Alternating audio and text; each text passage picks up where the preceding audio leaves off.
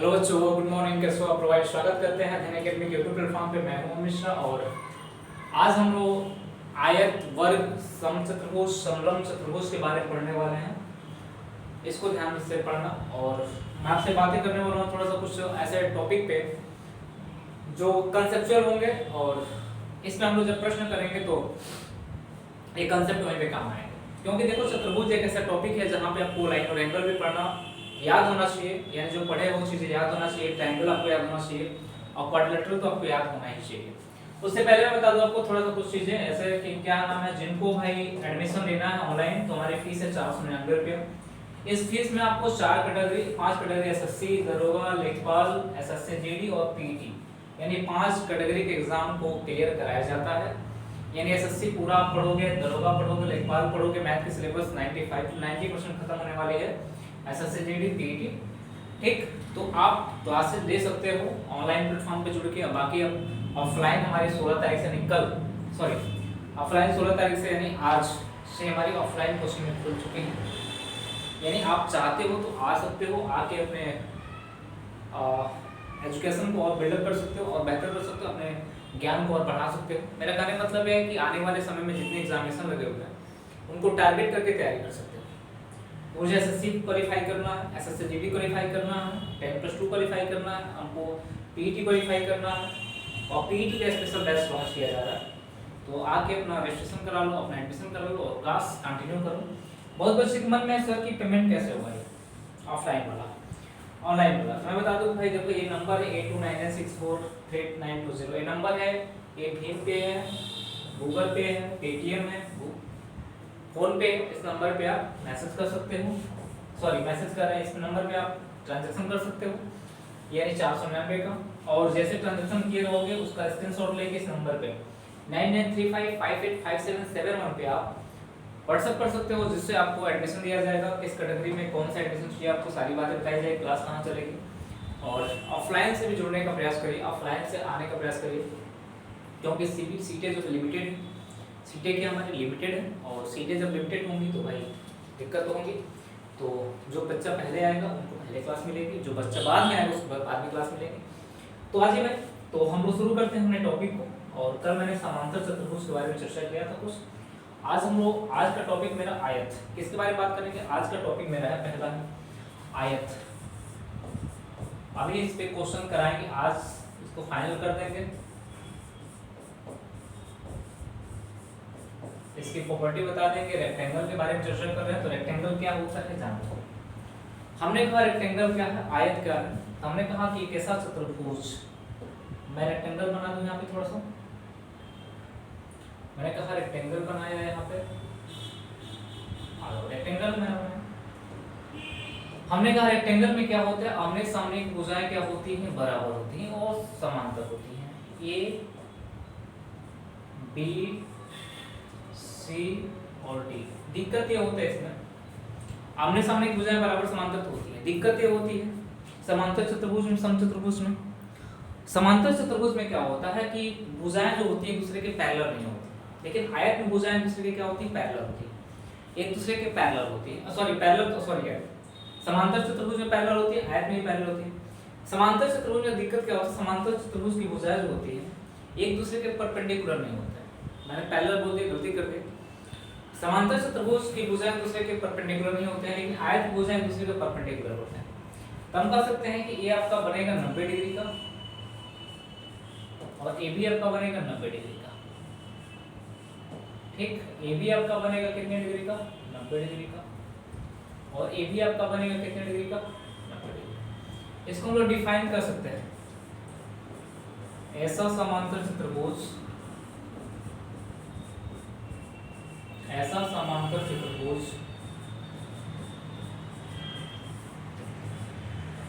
ऐसा समांतर चतुर्भुज जिसका प्रत्येक कोण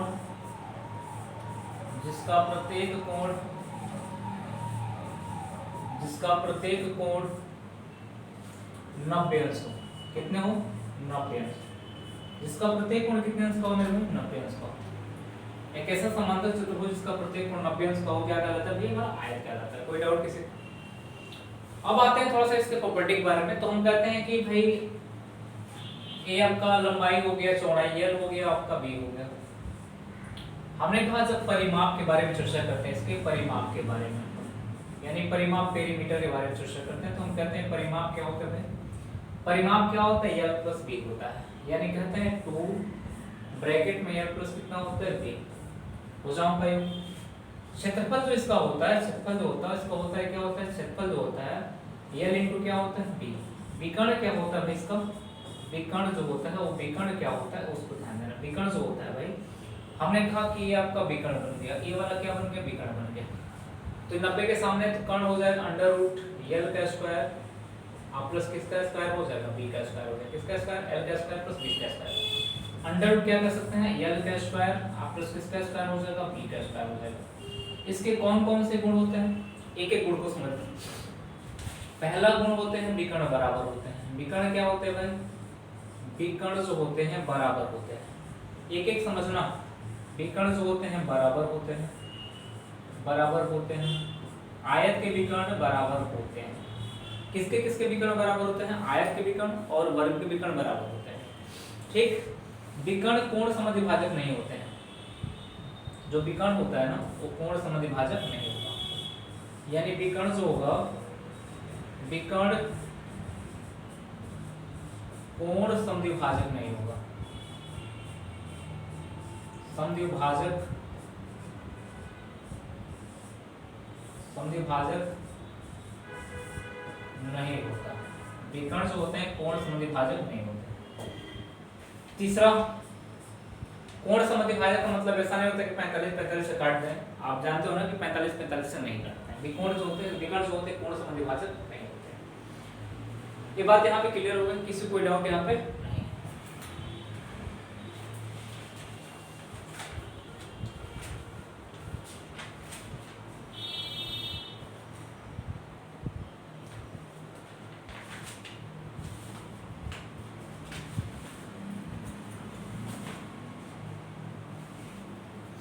अच्छा, इसके बाद थोड़ा सा आगे बढ़ते हैं।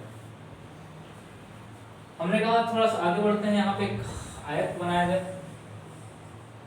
बना दिया जाए आयत। हमने कहा मान लो आयत है हमारा, हमने कहा विकर्ण कोण समद्विभाजक नहीं होता, नो डाउट, इसमें कोई दिक्कत नहीं, विकर्ण कोण समद्विभाजक नहीं होता। तो बहुत बच्चों के मन में सवाल होता है कि सर बताओ कि यहाँ पे जो विकर्ण मिलते हैं एक दूसरे को जिस पॉइंट पे, क्या है 90 डिग्री का बनेगा क्या? ये 90 डिग्री का तब बनेगा जब एक कोण समद्विभाजक रेखा होंगे तब। ये जब कोण समद्विभाजक रेखा होंगे तब कितने का बनेगा, ये 90 का बनेगा, वरना नहीं बनेगा। किसी भी चतुर्भुज में होता है, जब कोण समद्विभाजक होते हैं तब भी 90 का बनता है, लेकिन वर्ग में ऐसा नहीं होता है। वर्ग में समचतुर्भुज में ऐसा नहीं होता। वर्ग में विकर्ण जो होते हैं कोण समद्विभाजक होते हैं, विकर्ण जो होते हैं कोण समद्विभाजक होते हैं, और समचतुर्भुज में विकर्ण जो होते हैं कोण समद्विभाजक होते हैं, तो यहाँ लंबवत अपना बनता है, इसमें कोई डाउट नहीं। लेकिन आयत में कब होगा, जब ये कोण समद्विभाजक होंगे, जब ये कोण समद्विभाजक होंगे तब ये 90 बनेगा। वरना आप सोच रहे हो कि मान लो कि मैंने आयत बनाया यहाँ पे, आप सोच रहे हो कि सर आयत बना हुआ है, ये विकर्ण हो गया इसका, ये आपका विकर्ण हो गया, तो क्या ये 90 का बनेगा क्या, ये 90 बनेगा क्या? ऐसा कुछ नहीं होता, 90 नहीं बनेगा। कोई जरूरी नहीं है 90 विकर्ण एक दूसरे के लंब समद्विभाजक कभी नहीं होते हैं। यानी यहाँ लिख सकते हैं विकर्ण एक दूसरे के लंब समद्विभाजक नहीं होते हैं। विकर्ण लंब समद्विभाजक नहीं होते हैं, लंब समद्विभाजक, लंब समद्विभाजक नहीं होते हैं। इसका मतलब यहाँ पे 90 डिग्री कोण नहीं बनेगा। आज समझ में आता है? अब यहाँ पे आता है कि मान लो कि थोड़ा सा आगे बढ़ते हैं। आगे बढ़ने का मतलब ये है कि अगर थोड़ा सा मान लो कि यहाँ पे आता है कि आयत के एक आयत मैंने बनाया, एक आयत मैंने बनाया। हमने कहा कि मान लो आयत के मध्य बिंदु ये है। अगला पैटर्न समझना, अगला पैटर्न आयत का मध्य बिंदु, एक एक पैटर्न को समझते चलना। हमने कहा मध्य बिंदु है, हमने कहा मध्य बिंदु है, मध्य बिंदु ये आपका, इसको मान लेते हैं ए बी सी डी। एक एक पैटर्न को समझना, ए बी सी और डी, इसको P मान लेते हैं, Q मान लेते हैं, R मान लेते हैं, और क्या मान लेते हैं, S मान लेते हैं, A मान लेते हैं। तो हमने कहा कि अगर मान लो तो क्या बनेगा भाई, ये जो आपकी रेखा बनेगी ये सब आपस में बराबर हो जाएंगे। 90 के सामने सारे भुजाएं बराबर होंगी, और सारे भुजाएं जब बराबर होंगे तो ये समचतुर्भुज बन जाएगा, समचतुर्भुज बन जाएगा, यानी रोम्बस बन जाएगा। क्या बन जाएगा,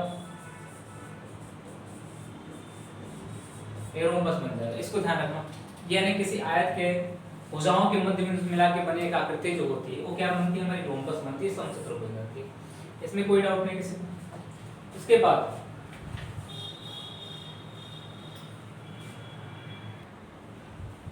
तो क्या करा तो भाई रोम्बस कहलाता है। तो थोड़ा सा इस बातों को ध्यान रखिएगा। उसके बाद मान लीजिए कि आगे हम लोग बढ़ेंगे तो अगला हमारा टॉपिक जो होगा वो वर्ग होगा। अगला टॉपिक हमारा क्या होगा, वर्ग होगा। तो थोड़ा एक एक टॉपिक को बात करेंगे हम लोग, थोड़ा थोड़ा बात कर लेंगे। वर्ग जो होगा यानी हम कह सकते हैं स्क्वायर।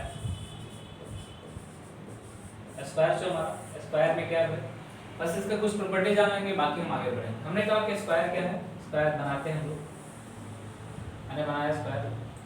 हमने कहा ए हो गया, बी हो गया, सी हो गया और क्या हो गया, डी। हमने कहा सारे भुजें आपस में क्या होंगे, बराबर। इसको कहा जाता है, इसको स्क्वायर का परिभाषा लिखा जाता है, एक ऐसी आयत, एक ऐसी आयत, आयत एक ऐसी आयत जिसके सभी भुजा आपस में बराबर, जिसके सभी भुजा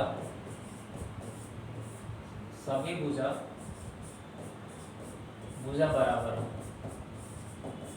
जिसके सभी भुजा क्या हो, बराबर हो। वर्ग एक प्रकार की आयत, वर्ग क्या है, एक प्रकार की आयत। जब आप रेटने में पढ़ते हो फिगर काउंटिंग, तो उसमें आप एक चीज देखते होगे कि जब आप फिगर काउंटिंग में बात करते हो तो जब आप आयत गिनते रहते हो तो उसमें वर्ग को भी गिन लेते हो कि वर्ग भी एक प्रकार की क्या है, आयत। लेकिन जब वर्ग गिनते हो तो आयत को नहीं गिनते। तो इसको ध्यान रखना। तो मैंने कहा कि इसमें बात करते हैं कि इसका परिमाप क्या हो जाएगा। इसका परिमाप जो हो जाएगा ये हो जाएगा 4a। कितना होगा, 4a। परिमाप हो जाएगा 4a, यानी मैंने कहा परिमाप इसके 4a हो गए। क्षेत्रफल कितने हो गए, ये कहाँ से आया भाई, क्षेत्रफल कितने हो गए, a का स्क्वायर। यानी ये भुजाएं हैं आपके a और a, ये आपके भुजाएं हो गए, ठीक। हमने कहा क्षेत्रफल हो गया। इसका विकर्ण जो हो गया वो कितना हो गया, इसका विकर्ण बना लेते हैं। हमने कहा विकर्ण जो आपका है, ये ध्यान देना, हमने कहा अंडर रूट a का स्क्वायर प्लस a का स्क्वायर प्लस a का स्क्वायर, यानी ये दोनों हो जाएंगे। यानी अंडर रूट कितना होगा, 2 स्क्वायर। ये बनेगा हमारा ये हो जाएगा a रूट 2। a रूट कितना हो जाएगा, विकर्ण कितना होता है, a रूट 2 होता है। वर्ग का विकर्ण a रूट 2 होता है। इसमें मोस्ट इंपोर्टेंट क्या होता है, आपको मैंने पढ़ाया होगा कि भुजाओं के वर्गों का योग, यानी 4a स्क्वायर इक्वल टू, हमने कहा कि क्या विकर्ण मतलब क्या,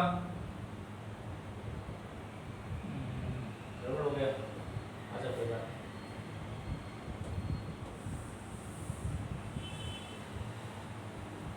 ठीक, विकर्ण का मतलब क्या, आ जाओ।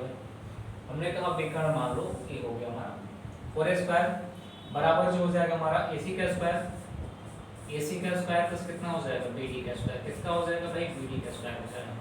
भुजाओं के वर्गों का योग विकर्णों के वर्गों के योग के बराबर होता है, किसी भी चतुर्भुज के लिए लाभदायक होता है। इसमें क्या क्या खासियत है, इसमें खासियत ये होता है, जान लो, इसमें खासियत ये है कि भाई इसके विकर्ण आपस में बराबर होते हैं। इसके विकर्ण जो होते हैं क्या होते हैं, आपस में बराबर होते हैं। यानी विकर्ण क्या होते हैं, विकर्ण बराबर होते हैं। विकर्ण क्या होते हैं, बराबर होते हैं। विकर्ण बराबर होते हैं। विकर्ण क्या होते हैं, बराबर। प्रत्येक कोण तो 90 अंश का होता है। विकर्ण आपस में क्या होते हैं, बराबर होते हैं। उसके बाद विकर्ण लंब समद्विभाजक होते हैं। विकर्ण क्या होते हैं, विकर्ण पूर्ण समद्विभाजक होते हैं। पहले पूर्ण समद्विभाजक की बात कर लें। समद्विभाजक होते हैं, समद्विभाजक होते हैं, यानी कोणों क्या करते हैं, दो भागों में बांटते हैं। यहाँ से प्रश्न बनता है। उसके बाद क्या होते हैं, विकर्ण लंब समद्विभाजक होते हैं। विकर्ण जो होते हैं लंब समद्विभाजक होते हैं, लंब समद्विभाजक होते हैं, लंब समद्विभाजक होते हैं। विकर्ण जो लंब समद्विभाजक होते हैं, लंब समद्विभाजक का मतलब ये होता है यहाँ पे कितने डिग्री कोण बनाएंगे, 90 डिग्री का कोण यहाँ पे बनाएंगे। यानी एक दूसरे को क्या करेंगे भाई, लंब समद्विभाजित करेंगे, परपेंडिकुलर डिवाइड करेंगे। क्योंकि प्रत्येक कोण कितने का होता है, 90, और प्रत्येक कोण क्या होता है, विकर्ण क्या होते हैं, कोणों को दो भागों में बांटने का प्रयास करते हैं। विकर्ण यहाँ पे क्या होता है, बराबर होता है। बस इतना ध्यान रखना, बाकी और कुछ ध्यान नहीं कर सकता नहीं है।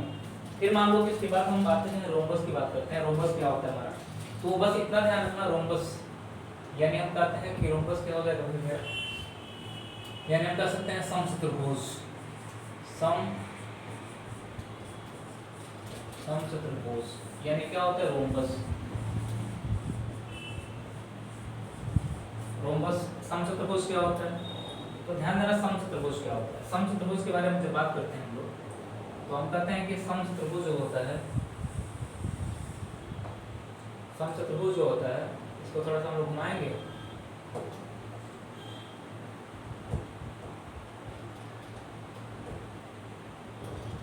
घुमाने का प्रयास करेंगे।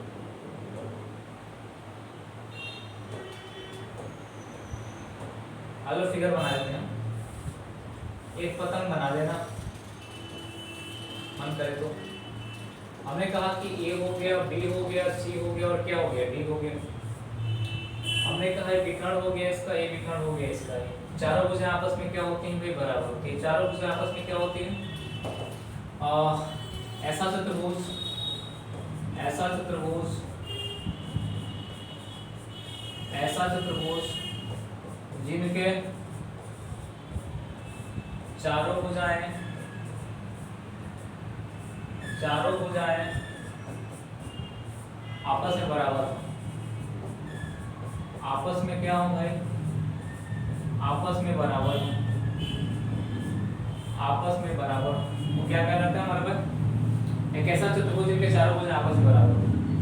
तो हम कह सकते हैं चारों भुजाएं आपस में, लेकिन कोई जरूरी नहीं कोण इसके बराबर होंगे। कोण इसका कोई जरूरी 90 डिग्री होगा या बराबर होगा, ऐसा कुछ जरूरी नहीं होता, ठीक ना। कोण इसका कोई जरूरी नहीं होता, लेकिन इतना जरूरी होता है कि हमने सामने कोण क्या होते हैं? बराबर होते हैं। यानी एंगल ए की वैल्यू होगी, एंगल ए की वैल्यू जो होगी, एंगल ए की वैल्यू जो होगी एंगल सी के बराबर होगी। एंगल बी की वैल्यू जो होगी एंगल डी के बराबर होगी। यानी कोण आमने सामने वाले कोण क्या होते हैं? बराबर होते हैं। इसके परिमाप जो हो जाएंगे, इसके परिमाप जो होते हैं, इसके परिमाप जो होते हैं, एक परिमाप जो होते हैं वो क्या होते हैं भाई? परिमाप होते हैं फोरी हो जाएंगे। यानी सारे भुजाएं आपके बराबर होंगे तो परिमाप कितने होंगे? फोरी हो जाएंगे। इसका जो क्षेत्रफल हो जाएगा क्या हो जाएगा? हाइट इंटू कितना हो जाएगा? बेस इंटू हाइट हो जाएगा। बेस इंटू कितना हो जाएगा? हाइट। इसका क्षेत्रफल जो होगा बेस इंटू कितना हो जाएगा भाई? हाइट हो जाएगा। इसमें कोई डाउट किसी को नहीं होना चाहिए।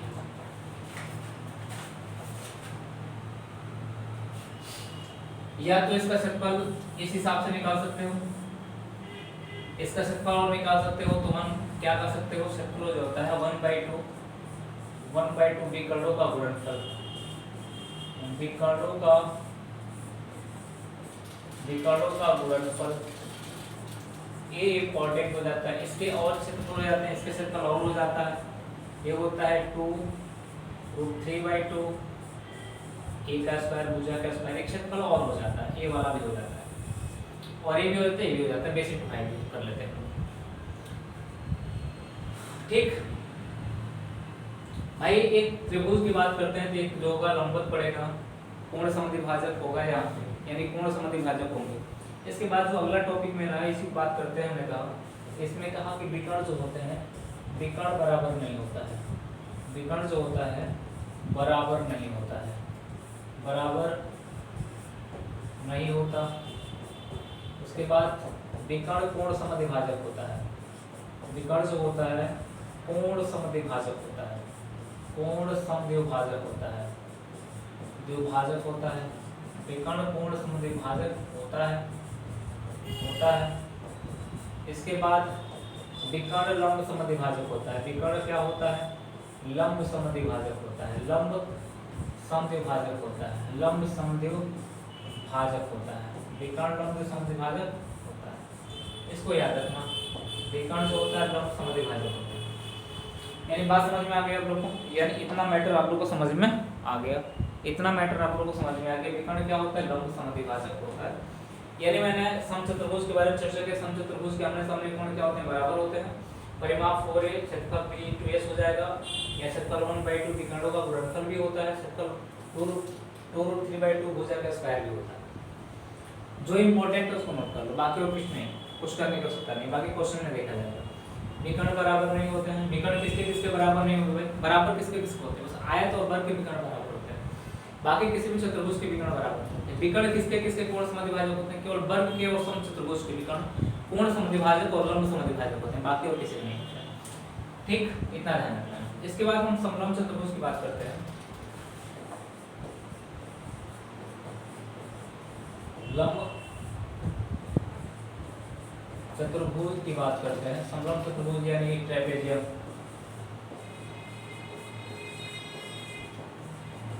ट्रेपेजियम की बात करते हैं तो ट्रेपेजियम बनाते हैं हम लोग। हमने कहा ट्रेपेजियम बनाया जाए, अगर आप लोग यहाँ बनाया जाए, हमने कहा कि ट्रेपेजियम बना दिया गया। यहाँ पे हमने आमने सामने की भुजाएं क्या होंगी, पैरेलल होंगी। इसको ए मान लिया जाए, इसको बी मान लिया जाए, इसको सी मान लिया जाए, इसको क्या मान लिया जाए, डी मान लिया जाए। दो भुजाएं समांतर होंगी, दो भुजाएं क्या होंगी, दो भुजाएं समांतर होंगी, समांतर होंगी। अन्य दो भुजाएं जो होंगी असमान होंगी। क्या होंगी भाई, असमान होंगी। अन्य दो भुजाएं क्या होंगी, असमान होंगी। असमान का मतलब समझ रहे हैं, बराबर नहीं होंगी। यानी मैंने कहा कि AD पैरेलल BC और AB not equal to BC होगा हमारा। इसके बाद जो विकर्ण की बात करते हैं, तो इसको मान लेते हैं, वो मान लिया जाए। इसमें इम्पोर्टेंट ये होता है, इम्पोर्टेंट है विकर्ण जो होता है, विकर्ण एक दूसरे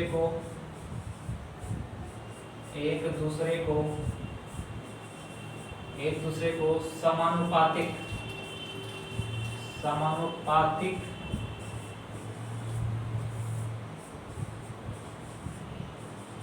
खंड में बांटती है। विकर्ण एक दूसरे क्या करते हैं, समानुपातिक खंड बांटते हैं। यानी हम कह सकते हैं कि AO अपॉन OC बराबर OD अपॉन OB। विकर्ण क्या होते हैं, एक दूसरे को समानुपातिक खंड बांटते हैं। अगर ऐसे एक रेखा खींचा जाए वाला, यानी E और F रेखा खींचा जाए, तो हम कह सकते हैं कि AD पैरेलल EF पैरेलल कितना होगा, BC हो जाएगा। कितना हो जाएगा, तो हम कह सकते हैं कि ये जो बीच वाली समांतर रेखा EF है, असमान भुजाओं को समान अनुपात में बांटते हैं। तो हमने कहा कि AE upon EB equal to DF upon EFC। यानी दो समांतर भुजाओं के बीच एक समांतर रेखा खींची जाए तो असमान भुजाओं को समान अनुपात में बांटती है। यानी कहानी हुई है। यानी मैंने कहा कि थोड़ा सा आपको याद करना पड़ेगा, थोड़ा सा चीजें आपको देखना पड़ेगा, वर्ग से लेके परिमाप ध्यान रखना, क्षेत्रफल ध्यान रखना, विकर्ण के बारे में ध्यान रखना। बाकी और कुछ ध्यान रखने की आवश्यकता नहीं। बात क्वेश्चन कराया जाएगा, जो चीजें अगर छूटा होगा उसको बताया जाएगा। तो चलिए आज की क्लास हमारी यहीं तक खत्म होती है। फिर हम लोग कल से क्वेश्चन के लेके चलेंगे, क्वेश्चन बात करेंगे। धन्यवाद।